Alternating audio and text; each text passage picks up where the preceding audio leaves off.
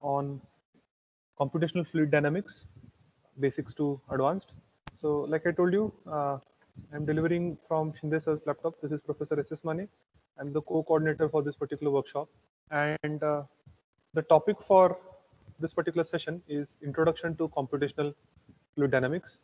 I hope you're all able to see this in full screen mode or slideshow mode. In case there is any issue with the audio, or in case I drop out from the meeting, I request somebody to just inform me on the WhatsApp group so that I'll try and rejoin, because there is some network connectivity issue also. Anyways, so we will start with the session. So I'm first going to introduce you with some theoretical part, and later on in the second half of this particular session, or today, from around 2:30 to 4, Professor R.M. Shinde sir is going to be conducting a demonstration of the tool or ANSYS, and he will also be sharing with you some files over email, which you'll be requiring in the further or future days to come for solving some problems, or using the tool, ANSYS Fluent tool, that we will be using for demonstration. So with this, okay, just a second. Hello? Yes?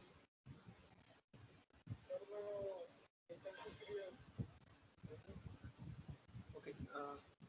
This for Shinde sir. This for RM Shinde sir.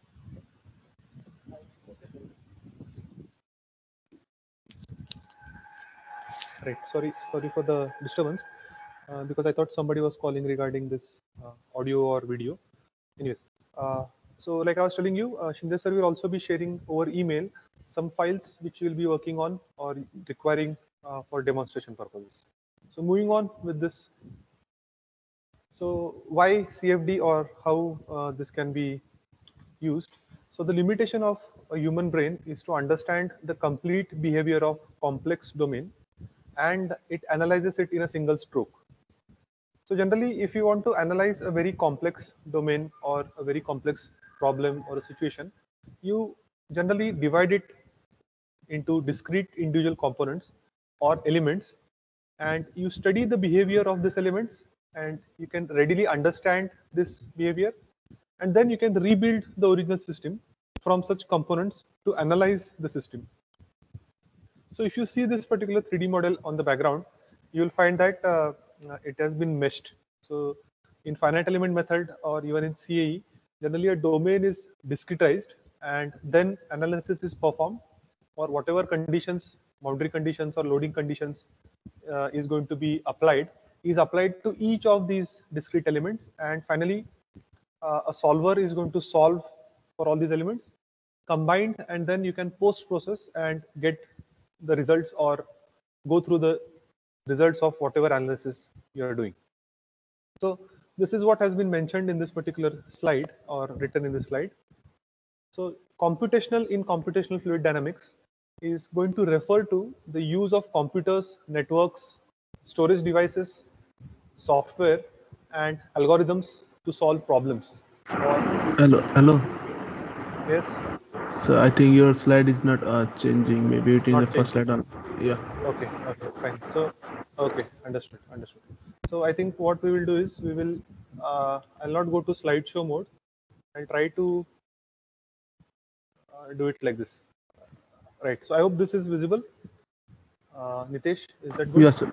Yeah, visual. Okay, correct, correct. So in slideshow mode, I think there is some issue. Anyways, so like I was referring, what does computational means is that in case of computational fluid dynamics or even CAE, computer aided engineering, the solving is generally done by a computer or a system or a network. Okay, so nowadays you also have an option wherein you can set up the deck, that means set up the problem in the tool that you're going to use, and ask or complete your solution on cloud. Okay, so there will be solvers which are present on the cloud. You give your problem, the setup deck that you have, along with all the boundary conditions and constraints, and you ask the solver to solve it on cloud. So that's how networks also can be of help in case the system that you have, or let us say the system that I have, is not strong enough or capable enough to solve any complex problem. It might be in FEM or CFD or any different type of problem. Networks or cloud based solution is also possible. So what has happened because of this is that we now have an available resource with us which can do all the computational work for us. So in let us say 40s or let us say 30s, what used to happen is that research scholars or people who wanted to get these problems solved, they had to solve it manually, and it would take a lot of time to solve this manually. So because of the development of computers or high processing computing, which is nowadays available, it lets you do very complex problem, or it lets you solve very complex problem in a fraction of time and with great accuracy. So that's how you can see on the diagram on the right hand side, you'll find that there are equations, then there are some reference books, then constraints, and on the right you have got computers. Okay, so the common area here of all these is something which is known as computational science. Okay, so this is how computational science helps us nowadays to solve very complex, higher degree of equations in a very short time. Okay, so moving on to the fluid dynamics part. So fluid dynamics problems require mathematical solutions. I hope many of you have studied fluid mechanics or fluid dynamics as a course in your engineering. So some of these problems are then associated with very large and tedious to calculate equations, or the problems which require exact solutions, but they might not be available. So with the development of this inexpensive hardware and software, the role of computational methods in the field of fluid dynamics as well as heat transfer, it has increased dramatically in the recent years. And because of this availability of hardware as well as software, the involvement, or let us say the load that a human being who is working on these problems has to carry has also reduced drastically. So majority part of the solutions, all the equations which have to be solved, is done by whatever systems that you have. It can be either your own PC, or it can be a server, or it can also be something or a server which is present on cloud. So this is how, because of this development of new computational methods, work has become very easy. Okay, comparatively, if you compare this to the work which was being carried out by researchers, let us say some 3 or 4 decades back.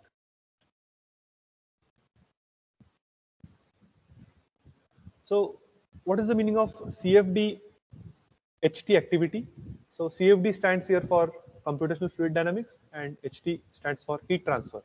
So any activity where integral or differential governing equations of fluid flow as well as heat transfer are replaced with approximate algebraic equations that are solved within the domain of interest to obtain the relevant flow field information on a discrete basis is called as CFD-HT activity.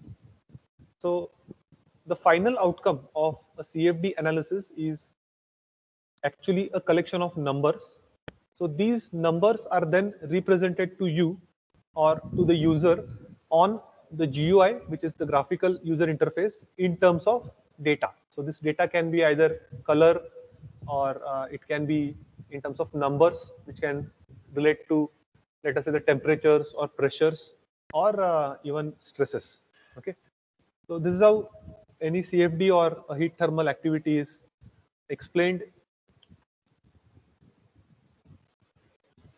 So now we are moving on to the area of interest that we all have, CFD. So CFD is the simulation of fluids and engineering systems using modeling. So this type of modeling can be either a mathematical or a physical problem formulation, and you also use numerical methods. So numerical methods are used to discretize the geometry. Then they also help in solving. So most of the solvers which are present, they are going to solve the problems based upon various numerical equations. So these equations you might have studied again in your first year or second year of engineering for mathematics. So there are various numerical methods which are available, approximation methods. To name a few, it can be Runge-Kutta or so on. And these methods actually help solve the problem or help you reach a conclusion within a short time. So numerical parameters are required and then grid generations are required. So all these would contribute to numerical methods, and this eventually would add up to the modeling or the deck solver that you have uh, set up, and it will solve and give you the results.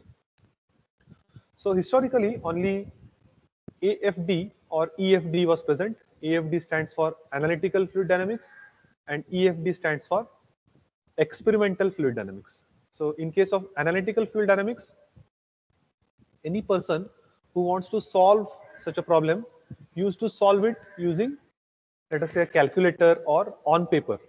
So this type of solution, I'm sorry, would be analytical fluid dynamics. And in case of experimental fluid dynamics, what is generally done is that you create the geometry or you manufacture the geometry physically and then use that geometry in experiments. So you perform experiments, and on those experiments or by those experiments, you conclude whatever results that you are expected or you are interested in. So CFD has been made possible by the advent of digital computers and the advancements in improvements of computer resources. So only because we have computational power in terms of, let us say, it can be your laptop or it can be your desktop or the servers that you have which solve the problems for you, or it can be a server on the cloud. So because of this advancement, CFD is now possible, or CFD is now something which can be used to solve complex problems. So in case of fluid dynamics and heat transfer, the ultimate objective is to determine the velocity field, pressure field, temperature field, and density field. So for any CFD analysis that you're going to do, these are the four main fields which have to be identified. And based upon these fields, or once you have the results of these fields, you will be able to plot the curves. Okay, so these curves can be temperature curves, or this can be density curves, or even like I told you before, pressure curves or velocity. Because in case of CFD, you have the fluid which is moving. Okay, most of the cases, the fluid is moving. It can be a flow through pipe, or it can be any different type of flow that a fluid will have, and hence it is very much important, or it is a requirement that you have the calculations for velocity field, pressure field, then temperature field, and density field. So determination of quantities of engineering interest is something which is of more importance, or is something which is an objective in case of a CFD analysis. So second type is, or one more interest would be, if you want to determine what are the forces. It can be a lift force or a drag force on a vehicle. It can be either, again, a three-wheeled vehicle or a four-wheeled vehicle. But for understanding purpose, we'll consider it as a four-wheeled vehicle. So in case of a four-wheeled vehicle, the lift and drag forces are of importance because they are going to directly affect the handling characteristics of your vehicle, as well as to some extent they also affect what is the fuel efficiency. So in case of a vehicle which has got a huge drag, okay, so definitely it is going to consume your fuel, and eventually this type of vehicle is going to give you lesser mileage, right? So similarly, if you're going to study heat transfer, so you can model your entire physical geometry and then apply different boundary conditions and solve it to get, or solve it to have your required answers, to maybe find out what is the heat transfer coefficient or the time which is required to move, or let us say transfer the heat from the innermost layer to the outermost layer. So these are some of the things, or some of the applications in short, which can be of use whenever you are going to have a CFD analysis. Or it can be also determination of other derived flow fields. So you can see vorticity field. So analytical, or also known as theoretical or experimental or computational, which is known as numerical approaches, are used to achieve the objectives. So these objectives can be ultimate objective mentioned over here, or it can be derived objectives. Okay, right. So the next part is what are the different investigation approaches. So we will study or we will discuss in detail what do you mean by analytical approach and also what do you mean by experimental approach. So in case of analytical or theoretical approach, the governing equations or mathematical models are used. So these equations are going to define how your material is going to deform or let us say change the shapes. So herein something which is of importance is that you make sure that there is conservation of mass, momentum and energy. Okay, so these are basic laws that you follow whenever you are going to solve any analytical problem. So mass, momentum and energy has to be conserved. The next point is that sometimes additional equations are required or needed. Equations of state, turbulence closure or chemical reactions. So these type of equations are also required. Okay, because you are going to be using your product in a very harsh environment. So if you see, let us say a place like Islampur in Sangli where we are located, RIT is located. If you come here, you'll find that there is not much humidity in the air, and most of the time there is proper sunlight which is available. So one of the basic things that has to be remembered in this type of case is that everything is going to perform in a very good way. Okay, so there are no harsh things which are going to come into picture, or there is no sudden change in the environment which is going to come into picture. So one of the reasons why it is not always advisable to follow analytical or only follow analytical or theoretical approach is that you will never get to know what is going to be the performance of that component in field. Okay, so hence you will find that experimental approaches are also used, or if you want to reduce the time that is required for experimental approaches, you can always do it using a solver. Okay, so one of such solvers is Fluent from ANSYS, or you also have OptiStruct or Radios from Altair, and all these solvers help the people or the passengers of the vehicle to make sure that everything is working fine. Okay. So in case of analytical approach, you also have closed form solutions, and they often require time. Okay. So because there are a lot of equations, there are thousands or more than thousands, 10,000s of equations which have to be solved, and doing it analytically or manually is going to take a lot of time. Okay. So advantages of analytical approach: it is low cost and it can be high speed also if you have good manpower or good capacity to solve such equations. So the ability to simulate is realistic, and ideal conditions can be used whenever you're going to solve a problem using analytical or theoretical type of solving procedure or methodology. So one of the drawbacks is it is limited to simple geometrical and physical situations wherein you have got restricted use. Again, because in case of analytical solutions or theoretical solutions, you have limited resource as a human being, or you might have a team which is working on such a problem. And to solve such complex problems, or problems wherein lots of nodes, or let us say mesh quality or mesh density is very high, it is very difficult to solve it using analytical methods. Okay. Next type of approach in this particular case is experimental approach. So what happens in case of experimental approach is that the solving or the solution has to be done via dimensional analysis or via model studies.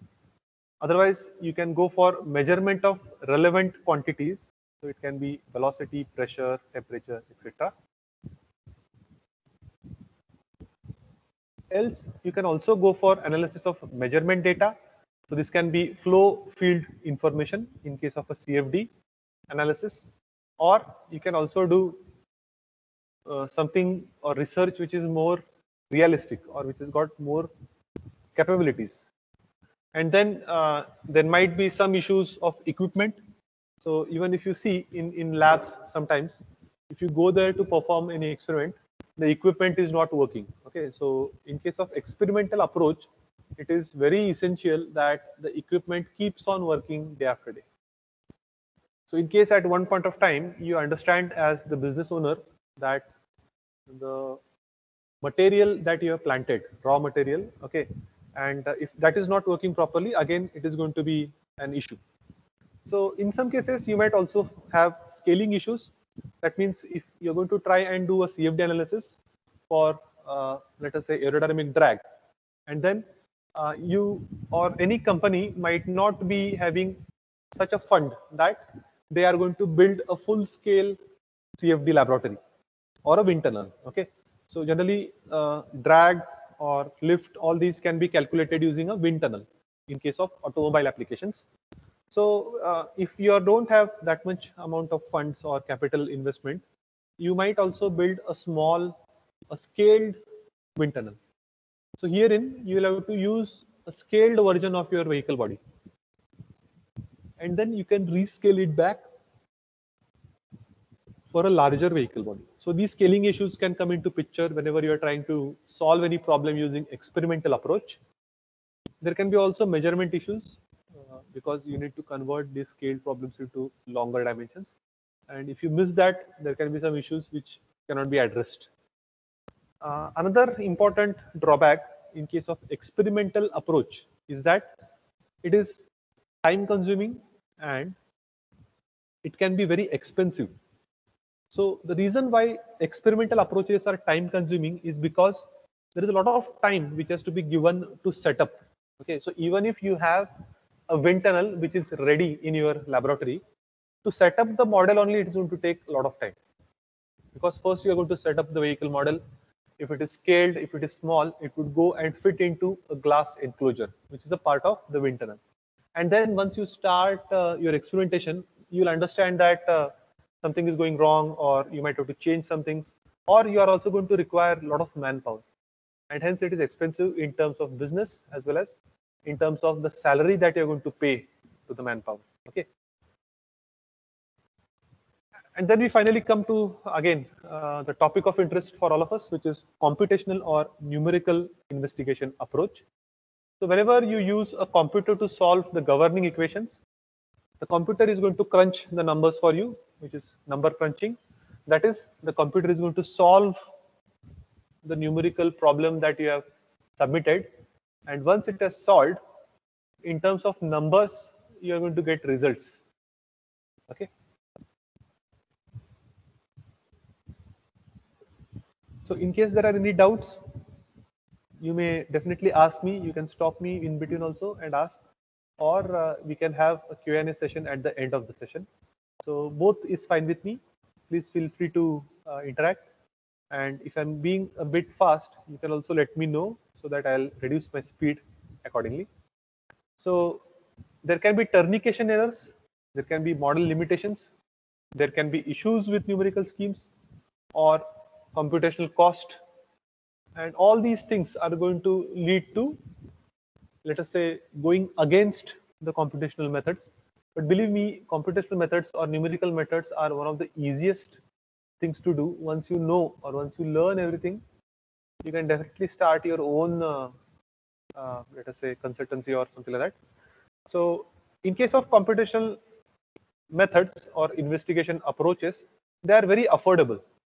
So the reason why they are very affordable is because you can do all these different types of analysis using a computer sitting at your own location and without spending a lot of investment on laboratory setup.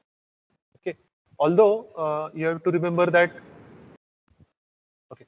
Although you have to remember that it is not always advisable that you follow only computational methods. Why? Because you need to do at least one or two tests which are experimental approaches. So you need to validate the results that we get from computational approach or a numerical investigation approach and validate them using experimental methods. And once you have validated the result, then you can use the product as it is without any further test. Okay. So we have covered all the different investigation approaches. So any typical problem area of interest in engineering generally involve complicated geometries, material properties, boundary conditions, and analytical solution. So in case of this particular problem, we have got computer and numerical methods which can also provide alternate for such complicated calculus.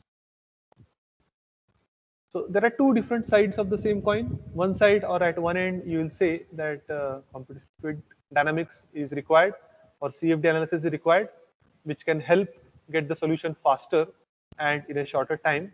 And then there is another case wherein you might say, or the customer, or let us say the user might say, that only performing computational fluid dynamics is not enough.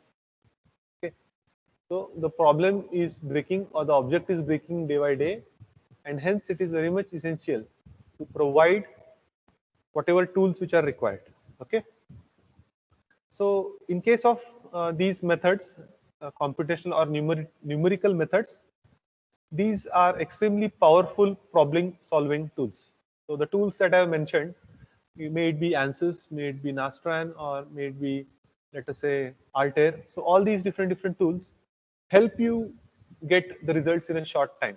But it is very important that whatever you are planting, okay, or whatever things that you're going to incorporate, they follow all the different realistic or physical guidelines. That means if you are going to be using any computational or numerical method, and the inputs that you're going to give, so inputs can be in terms of boundary conditions, or in terms of loads, or in terms of constraints. So all these terminologies, or all these terms, you'll get to know as we move ahead in this presentation. But just what you should remember, that any computational or numerical method that you solve using computer is always going to work on GIGO principle. So GIGO principle is garbage in, garbage out. So if you put garbage or dump garbage to these tools, it is going to give you results which are garbage. That means if you do not set your solver deck or your problem in the correct way, and if you do not try to simulate it with real life conditions, okay, the results that you get are going to be fake, right? So that's the reason why you have to be very careful whenever you use computational methods. So computational methods reduce higher mathematics to basic arithmetic operations, and the results can be dynamically seen at design stage, and possible to control it to errors in the various approximations. Okay, so CFD or computational methods are also self-correcting methods. That means because the numerical methods are based on discretization of domain of the problem, they are self-correcting. Also, whenever you are going to be using these computational methods or numerical methods, you are going to be okay with approximate solutions. Okay, why? Because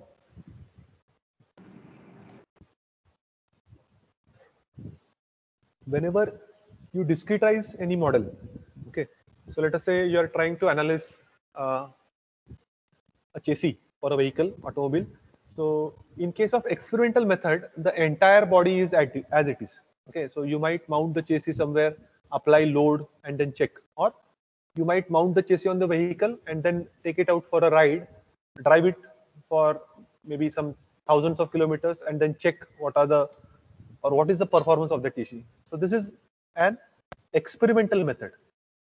But once you move to a computational or numerical method, you are not in a position to take the entire chassis as it is, right? So what is to be done, or what has to be done, is that you discretize the geometry into small elements, and hence once you do that, you make it clear that the solution that you want is approximate. Okay, it is not accurate. And finally, numerical methods are applicable even if physical prototype is not available. Okay, so you can do all these analysis on your systems, put forward the results to your end users, and if they're satisfied, they might consider your design and get it into manufacturing. Okay, so this is how. Yeah. Any issues? So can you explain once more about the discretization domain of problem? The previous slide or this slide? So this Okay, one, this one. Discretization. Okay, I'll explain. Okay, so see, yeah, I understand because some of you are from third year, you might not have studied FEM, finite element method, or CFD as a theory course.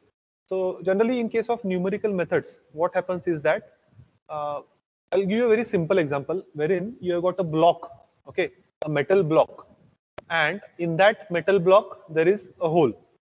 Okay, so or you can even consider a steel plate. So let us consider a steel plate which has got a hole in between, which is of say x diameter, and the dimensions of your steel plate are a and b in centimeters. So now if you want to analyze or check the solution of this particular problem wherein you are applying uniform force at the periphery of the hole. Okay, so on the circumference of the hole, which is present on a rectangular plate, we are going to apply some uniform loading or uniform force throughout the circumference. And now, if you want to solve this problem, there are three ways in which you can solve. One is your analytical method, second one is your experimental method, and third one is numerical method. So if you solve this problem numerically or using numerical method, the solver is going to divide the entire problem into small parts. Okay, so if this is a 10 by let us say 5 centimeter long plate, so area wise it would be 10 into 5, 50 square centimeters, and then there is a hole in the center which is of diameter, let us say 2 centimeters, or I think 2 centimeters will be very yeah, that is okay, fine. So I'm saying that the sides are 10 centimeter and 5 centimeter, and then inside you have got a hole which is of 2 centimeter diameter. And now if you're going to apply forces, analytically it is quite easy to solve. It will take very short time. Experimentally, it might take some additional time, but when you do it using numerical methods or the computational methods, it can be solved in a very short time. And to do that, the system that you're using is going to discretize the domain. That means it will divide this rectangular plate with a hole into, let us say, 1,000 or 5,000 elements, small elements, and then it is going to check how the model performs. And based on this, you can provide results to your customers or you can solve it for yourself. So in short, the answer to your question is that discretization is the process of dividing a geometry into very small parts. So these parts are generally known as, let us say, elements. So as you go ahead, you'll study about elements. Elements for FEA or finite element method are different. Elements for CFD are different. So once you know about these elements, you'll be better able to understand what is discrimination. So as we go ahead, you will know, or we are going to cover a lot on discretization, and it will help you when you are going to learn at that time. Okay. So what are the advantages of CFD over EFD? So CFD is your computational fluid dynamics, and EFD stands for experimental fluid dynamics. So in case of CFD, there is substantial reduction of lead times. That means the time which is required for the component once it is ordered to the time which is required for the computer to download that particular information. Okay, so substantial reduction of lead time, then the cost is also going to decrease. So if you're going to do experimental fluid dynamics, the time required will be more, the cost will be more, because there are a lot of parameters which will come into picture. It can be human resource, so operators which are required. It can be the fluid which is required. Then it can be the electricity consumed. So all these are going to add to the cost. Okay. So if you are okay, or generally what is done is that instead of performing, let us say, 10 different experiments to find out what is the performance of the design, what can be done is that you perform, let us say, 2 or 3 computational simulations, or simulations on model, or simulations on, let us say, PCs, and then you utilize these results, okay, to predict the analysis of your problem. So out of 10 experiments that you're going to do, you can do, let us say, only 2 experiments, and you can have 3 or 4 CFD or computational solutions. Okay, so this will reduce your design cycle drastically, and this will also reduce your cost. Okay, Next part is the ability to study systems where controlled experiments are difficult or impossible to perform. So if you've got very large systems, it is always advisable that instead of performing a realistic or experimental analysis, you do it using CFD. The third point is ability to study systems under hazardous conditions and beyond their normal performance limits. Okay, so this is quite important because you see if there are going to be some accidents. So it might be a fire accident or it can be even a vehicle accident wherein you are trying to simulate what is going to be the flow or movement of the fuel in your fuel tank. And generally these type of experiments, they are not advisable to be done using EFD. Okay, you cannot experiment such cases. Uh, Obviously, there are some agencies which do that, wherein you have a full vehicle crash done physically, but it is not financially suitable for everybody. So in that case, where there are hazardous conditions or accident scenarios, it is always advisable that you go for CFD, okay, computational fluid dynamics.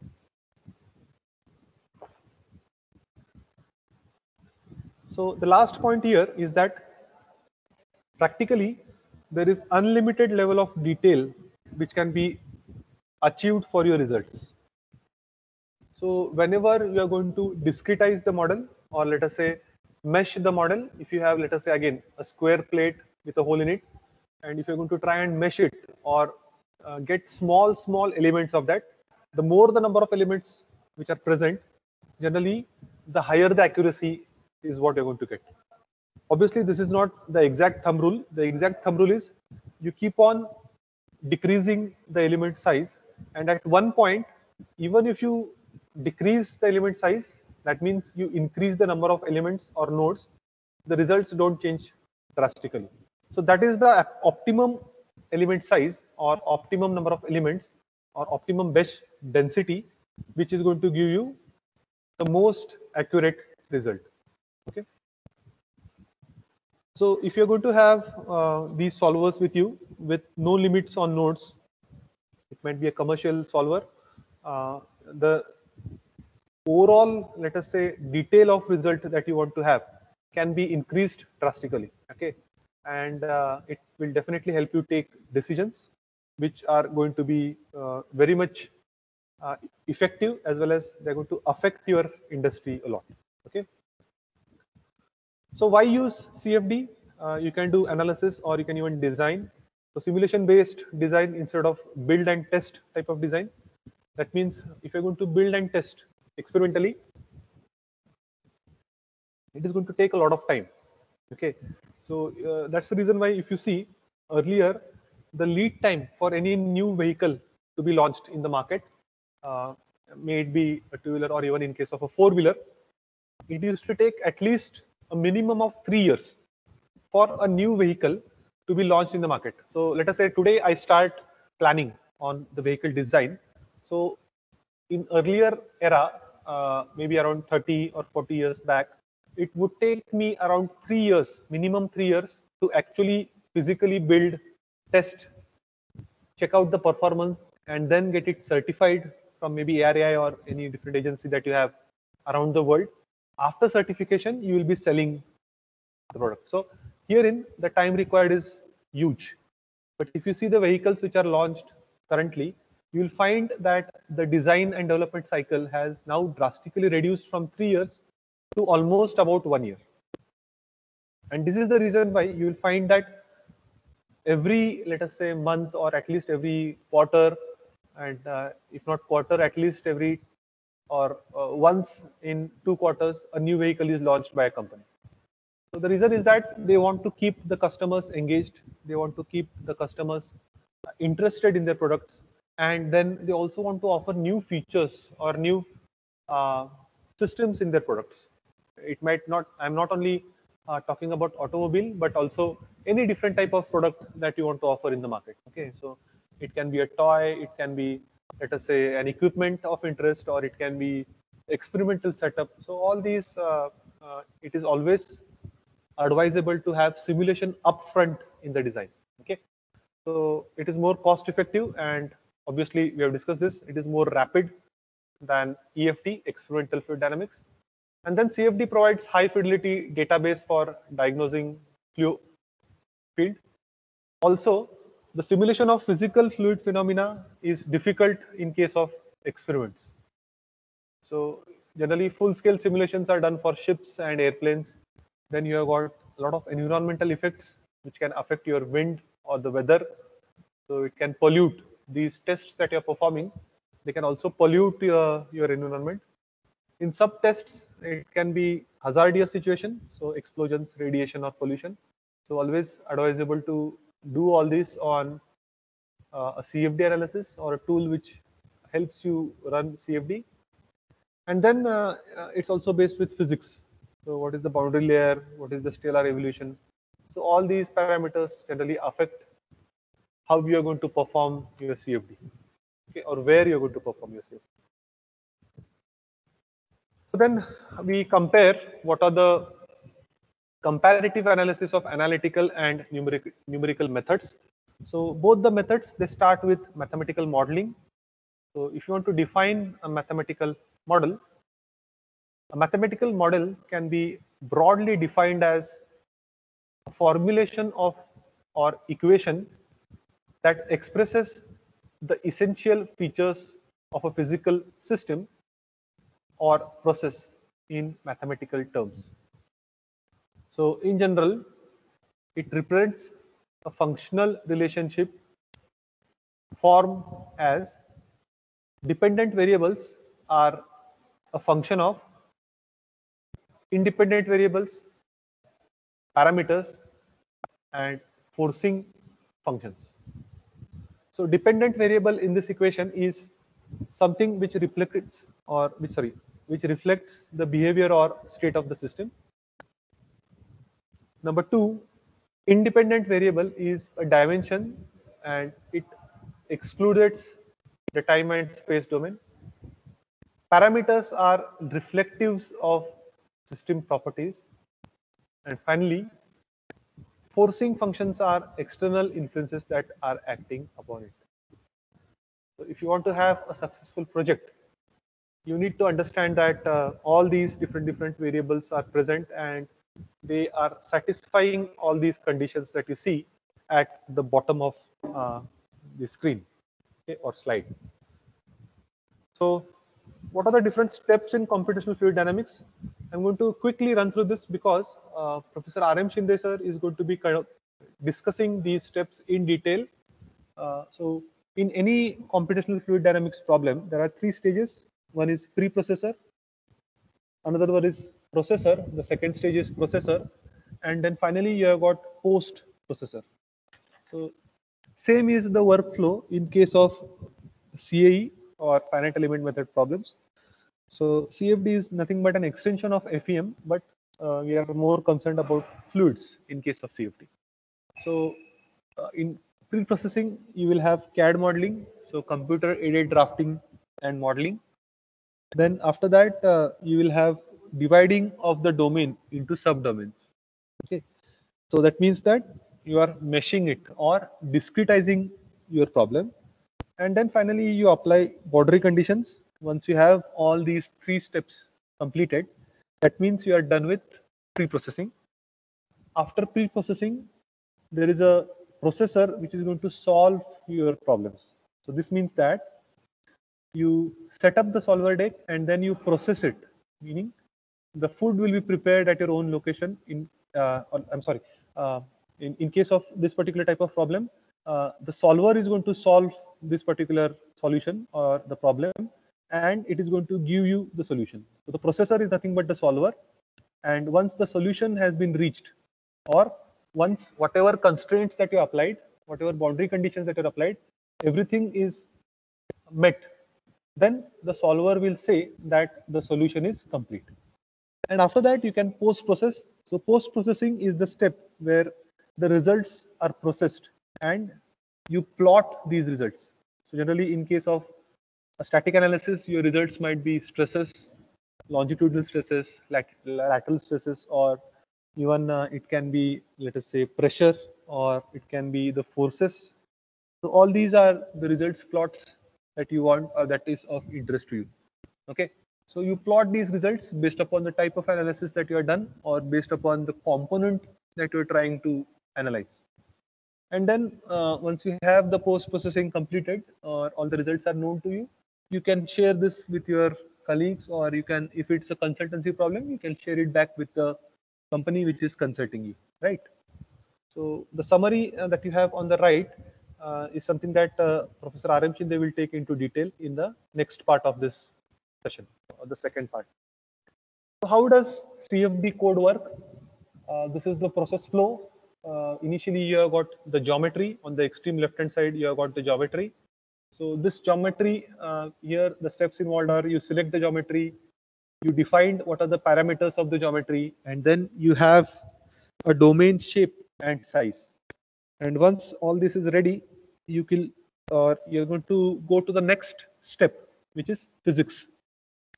So is it a heat transfer problem? You switch it on or switch it off. Is it a compressible fluid or incompressible fluid? What are the flow properties? What is the viscous model of this particular component? What are the boundary conditions? So generally boundary conditions are nothing but supports which are provided. Okay, so everywhere you see on the desk that you're sitting, or at home if you're sitting on your bed, or even if you're sitting on a chair.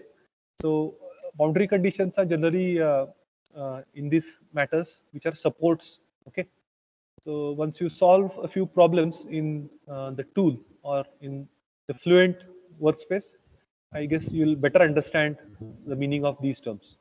And then you have got initial conditions. So at the start of the analysis, what are the conditions? What would be the condition at the end of the analysis? Okay, so generally the conditions at the end of the analysis are solutions which are provided by the solver. Okay, the next step, you mesh it. So meshing is nothing but discretization of your model. So you mesh it. So the mesh can be unstructured, which is automatic or manual mesh, or the mesh can be structured. Okay, based upon what type of mesh you are okay with, you can decide this and accordingly have your number of nodes. After meshing, you are going to let us say input or give this particular deck, solver deck, for analysis. So then in the analysis part, it will solve all the numerical equations and it will give you a result. So this type of analysis can be used for different types of components. Okay.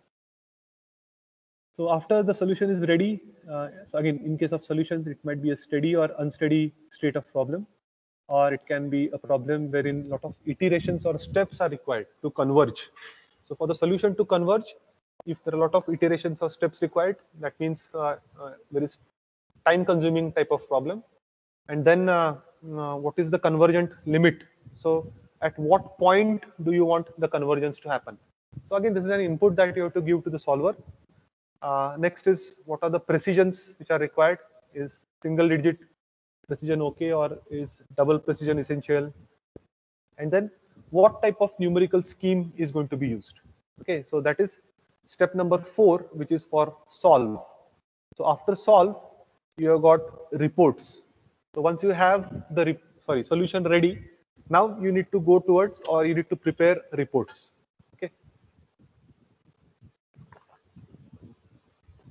So the meaning of these reports is that as a user of the software, it might be very easy for you to understand what are the results. But for a third party person, let us say he comes from some another company who wants to consult you. So for him, it is always essential that you provide a report. So these report will have calculations of lift, drag, shear stress, etc. And it will also have different plots, okay, or graphs, XY plots or graphs. And then it is very much important that these claims are verified. Okay, so verification is important, and then you validate. So once you understand that verification is okay and everything is performing as per requirement, then you can validate. Okay, so once you validate, it becomes something, or it becomes a product which can be reused. So that's how businesses will run. And the last part here is post processing. So in case of post processing, you follow, or you have contours, or in other case, you might also have blank pages. So this can help you have post processing. So you plot the contours, you check out the vectors, and then you streamline your solution. Okay, so typically in case of a CFD type of problem, streamlining is very much important because that will lead to lesser drag. Okay, I hope I'm clear. If there are any doubts on this slide, I'll just pause for a moment and you can ask your doubts. If you want something to be explained in more details, you may unmute and ask me the doubts. I'll answer your questions.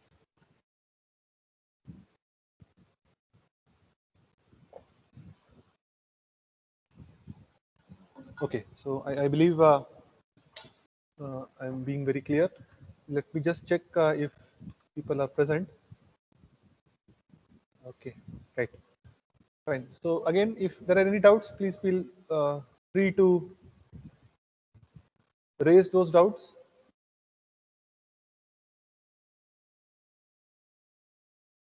Yes, sir. Hello. Hello. Sir, am I audible?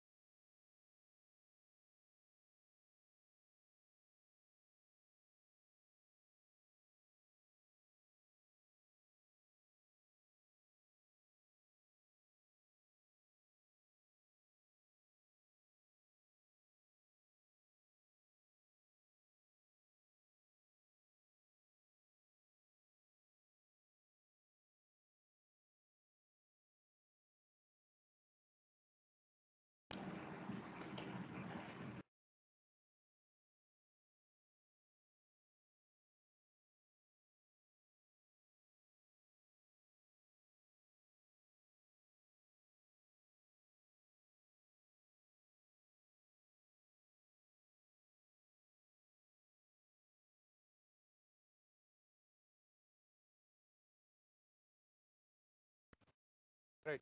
I'm sorry. I, I think I dropped out from the meeting. So some connection or there is a connectivity issue here at my end. Okay. So I'll just reshare the presentation. Window. Right. So I hope I'm audible now. Nitish, can you confirm? Nitish or anybody from the meeting? Yes, sir. Yes, sir. Yes, sir.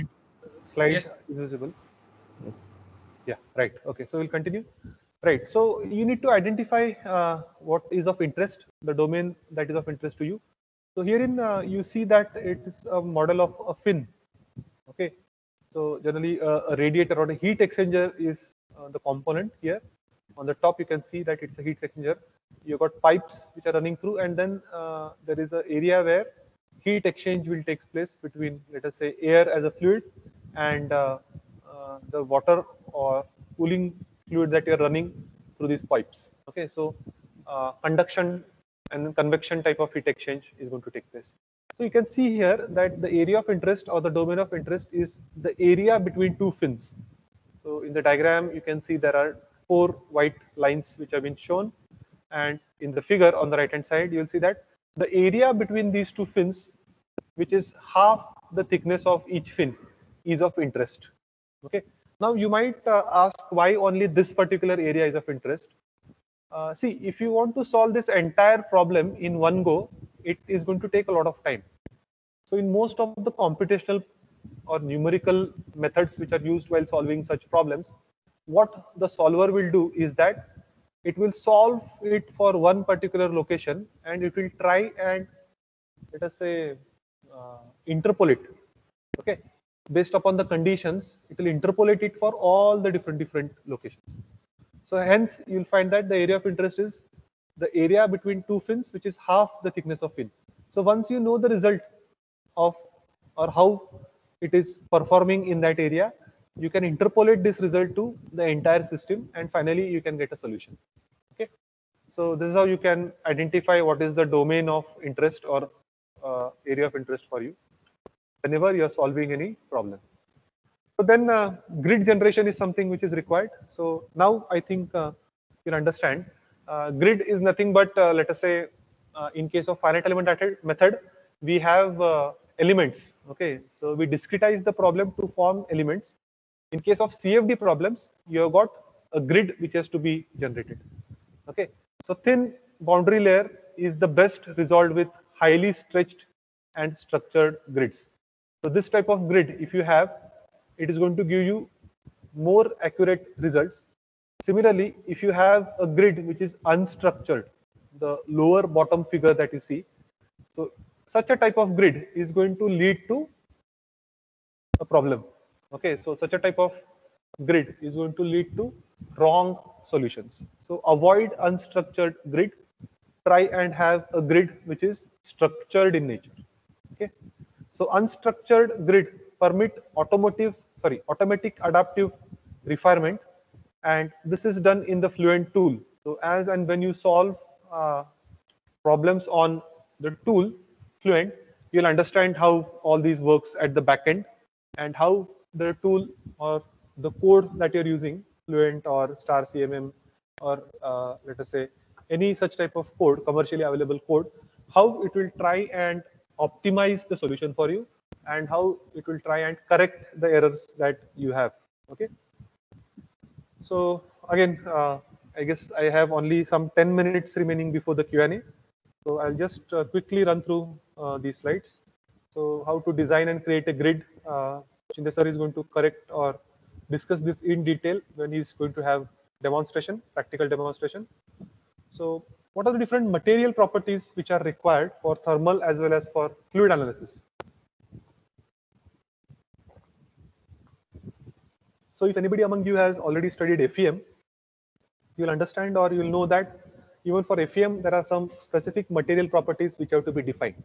So in case of a thermal or a fluid analysis, you need to define what are the properties using temperature dependent functions. Okay. So based on this function, the properties of your material are going to change with respect to the temperature. Then you have to define the density of the fluid, viscosity of the fluid, what is the thermal conductivity, of the fluid, because based on these properties, the numerical tool or the software is going to analyze your CFD problem. Okay. Are there any UDS diffusivity, user defined scalar diffusion, that is going to occur in the fluid? What is the specific heat capacity? What are the radiation properties? What is the mass diffusion coefficient? That means what is the absorption coefficient, or what is the refractive index, etc. What are the standard state enthalpies? Okay, so enthalpy, entropy. So all these properties which are related to the material and which are very much essential whenever you're going to solve a thermal problem or a fluid problem. Okay, so even in analytical solutions where you're going to theoretically solve it using, let us say, a pen and paper, you are going to require these properties. Okay, so there is no or there is not much difference in analytical as well as in case of CFD solution whenever material properties are concerned. Okay, or is there any unburnt thermal diffusivity in case of combustion problems? So I guess as we go ahead, there is also a session dedicated to combustion. So once you solve a problem using CFD in combustion, you'll understand what are actually the strengths of these solvers, okay, and how they can really help you to do or to solve problems in a very short time and to a very greater accuracy. Okay, I would not say exactly accurate solutions or exactly proper solutions, but fairly good results, fairly accurate results. Okay. So boundary conditions in CFD, again, like you have boundary conditions in FEM, even in computational fluid dynamics problem, you have to have boundary conditions. So almost every CFD problem is defined under the limits of initial as well as boundary conditions. So these boundary conditions can be, let us say, what is the outer periphery of your tube through which your flow is happening, or what is the resistance which is offered to the flow, fluid flow, or what are the constraints. So it can be pressures or it can be restrictions on the movement of the fluid. So all these are going to lead to boundary conditions. So most common boundary conditions in any CFD numerical or problem are intake conditions. So this can be your inlet velocity. Then if there are any symmetric conditions, that means if the flow across the boundary is going to be zero. So if it is a scalar type of flow, then you are going to say that normal velocities are going to be set to zero. Then what are the physical boundary conditions? So if there is no slip that should be occurring, so you would say that u is equal to v is going to be equal to 0. And then if there are any cyclic conditions, so you can take example of flux. So whenever there is a flux flow leaving the outlet cycle, the boundary equal to the flux entering the inlet cycle boundary, you can say that the fluid flux flow is constant. Okay, so these are the different types of boundary conditions. So an example of this is pressure boundary condition. So you can see that you got absolute pressure, then you have got operating pressure, then gauge or static pressure, and then the final pressure level. Okay, so operating pressure generally is somewhere in between both of these. On the extreme bottom, you have got vacuum, and on the extreme top on this graph, you have got the pressure level. Okay, so a few more boundary conditions. Again, I'm sorry, but because of time limitations for this session, I'm going to skip this content. But I'll make sure that Professor Shinde covers these conditions in detail, and he explains these boundary conditions of Newman and Dirichlet boundary conditions once practical sessions are also being conducted. So now, in case of the solution type, it can be three basic numerical solution techniques which can be used for solving. So you have got finite differences method, finite element method, and finite volume method. So based upon the method that you use, it is going to perform the analysis. Okay. So all these numerical methods, they perform the following steps. Okay. So you can see whenever you go to the solver. Okay. We have already discussed this particular part in the first, I would say, diagram. So what happens under the solver? You have got either steady or unsteady conditions. Then there are a lot of iterations. For the solution to converge, it is not that you provide the boundary conditions, you provide the constraints, and then you give it to the solution or give it to the solver, and immediately within one solve or one iteration you get the solution. Okay, so for everything to converge, your load, your boundary conditions, your stresses, your let us say constraints, it might take lot of iterations. Okay, so if it is a very simple problem, it might be solved in, let us say, 10 or 20 iterations. But if it is a very complex problem, it can go into thousands of iterations. Okay, so that's the reason why generally the solution time in some cases is very high, right? So if you want to reduce that solution time, what you prefer is you don't solve that problem on your system or on your laptop or your desktop, but you provide or you give this solver, you give this problem to a solver which is present on cloud or on server. So computational capabilities, okay, or the capability to solve lots of equations in very short time is very high in case of your servers or the solvers which are present on cloud, right? So again, after iterations, then you have got a convergent limit. That means the solution will converge, and then you have to check what is the precision, accuracy, and you have the numerical scheme. Okay.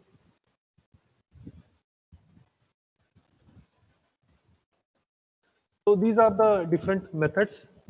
You have got finite element method, FEM, which is not something that we are interested in currently, but we'll study all these different methods or compare all these different methods. So FEM, you have got FVM, finite volume method. Then you have got boundary element method, BEM, and finally you have got finite difference method. Okay, so we are going to be spending some time on this slide because these methods are very much important, and one of these methods we are going to use to solve the problems in ANSYS Fluent. So FEM, the discretization of integral form of governing equation takes place in FEM. In finite volume method, discretization of integral form of governing equation similar to FEM, FVM also follows the same methodology. In case of boundary element method, like finite element method or like FEM, it is also going to require nodes and elements, but as the name suggests, it is going to consider only the outer boundary of the domain. Okay, so it will not think about the inner boundary or inner limitations in case of boundary element method. And finally, in case of FDM, finite difference method, the discretization of differential form of governing differential equation is going to take place. Okay, so in case of FEM, you divide the domain into nodes and elements. In case of finite volume method, you divide the domain into control volumes, which are known as cells. In case of the boundary element method, so you can see here that for the problem which is concerned with the volume, only outer surfaces are considered. Okay, that means it will not consider what is the liquid inside or what is the vacuum inside. They will only consider the outside part or outside circumference of your problem statement. So if the domain is in terms of area, then only the outer periphery is going to be considered. That means the circumference of this 2D domain will be considered to solve any problem which is solved using boundary element method. Okay. In case of FDM, you divide the domain in grid-like structure. Okay, so we have seen in case of ANSYS, we have divided the grid-like structure and structured grid, unstructured grid you have seen, right? So typically FDM is the process which is followed in a commercial tool like ANSYS. Okay, so in case of FEM, results are obtained at the nodes and interpolated. So interpolation is going to help to get the results over the element. In case of FEM, the results are obtained at centroid of the cell. Okay, so this is a major difference here. Results are obtained at centroid and then it is interpolated over the domain for finite volume method. For BEM, it is going to reduce the dimensionality of the problem by a degree of 1 and hence it is going to solve it faster. And in case of FDM, what would generally happen is that the results are obtained at grid points and they are not interpolated over the domain. Okay. Similarly, for FEM, you have got variational principle or weighted residual method, which is used to formulate the finite element equation. For the finite volume method, it is a special type of Galerkin weighted residual method which is used for formulating the algebraic equation. In case of BEM, it is not that good when the desired output stress or displacement is not properly interpolated. And for finite differences method, you have got the Taylor's series. Okay, so you can see that all these mentioned series are types of numerical methods. Okay, so FDM uses Taylor series to convert differential equation to algebraic equation. Applications.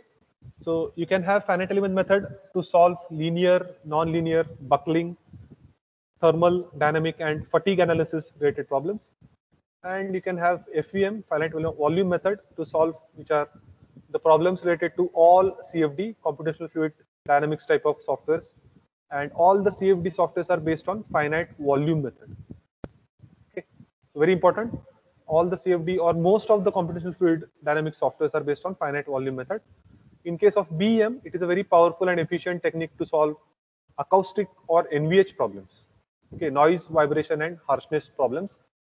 And FDM, it is used in combination with BMN, that is boundary element method, or otherwise FVM, finite volume method, to solve thermal as well as CFD coupled problems.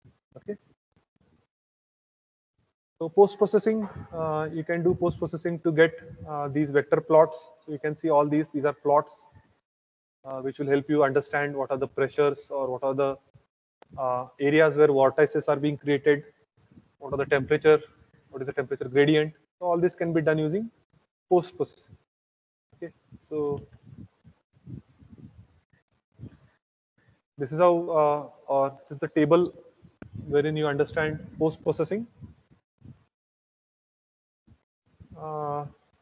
Okay, so I think what we will do is I will stop here till post processing, and I will now open the session for any questions that anybody has. Okay, so it's almost 2:20. I guess last 10 minutes before we break. So I will ask, or I will request Professor Shinde to continue from this particular point in the next session. Okay, so demonstration.